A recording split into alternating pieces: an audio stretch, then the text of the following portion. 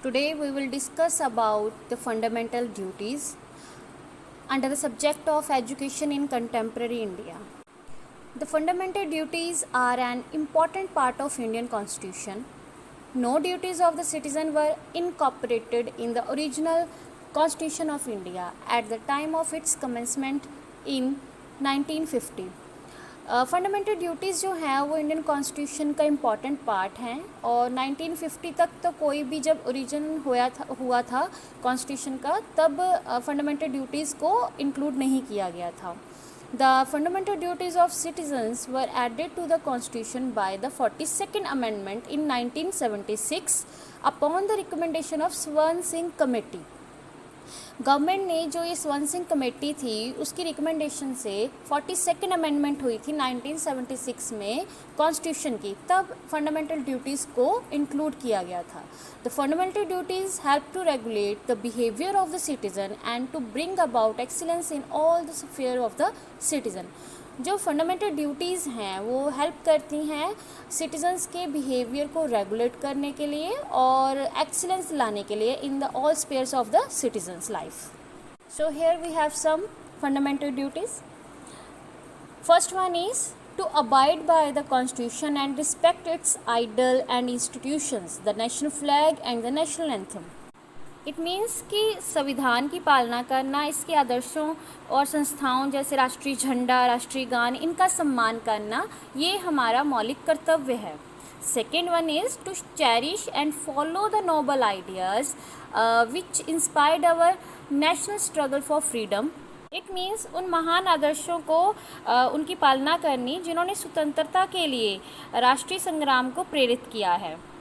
Such as कह सकते हैं हम कि अहिंसा, धर्मनिरपेक्षता, राष्ट्रीय एकता ये हमारा कर्तव्य है. Next is to uphold and protect the sovereignty, unity and integrity of India, कि जो भारत की प्रभुसत्ता है, एकता और अखंडता को बनाए रखना. Next is to defend the country and render national service when called upon to do so. It means कि हर एक नागरिक का ये कर्तव्य होएगा कि जब देश की रक्षा करनी है तो जब आपको बुलाया जाए तब हमने देश की रक्षा के लिए आगे आना है. Next is to promote harmony and the spirit of common brotherhood amongst all people of India, transcending religious, linguistic and regional or sectional diversity, and to renounce practice derogatory to the dignity of the woman. It means कि जो समरसता है और भाईचारे को उत्साहित करना, औरतों की जो सम्मान को गिराए और अपमानित करने वाले जो ऐसे काम हैं उनको त्यागना. Next is to value and preserve the rich heritage of our composite culture. जो गौरवशाली विरासत है उनको महत्व देना और उनका संरक्षण करना. To protect and improve the natural environment including forest, lakes, rivers and wild life and to have compassion for living creature. Means कि कुदरती वातावरण की रक्षा करना और उनका सुधार करना. Next is to develop the scientific temper, humanism and the spirit of inquiry and reform. जो वैज्ञानिक दृष्टिकोण है, मानवतावाद और ज्ञान प्राप्ति की सुधार की भावना. Next is to safeguard public property and to abjure violence.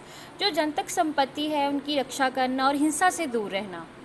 Next is to strive toward excellence in all spheres of individuals and collective activity so that the nation constantly rises to higher level of endeavor and the achievement. It means कि जो श्रेष्ठता की तरफ बढ़ने का जतन करना, striving toward excellence.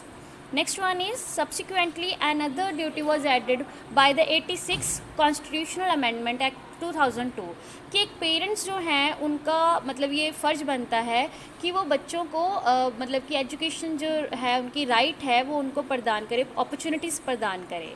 Article 21A और right to education was made FR. Thank you so much.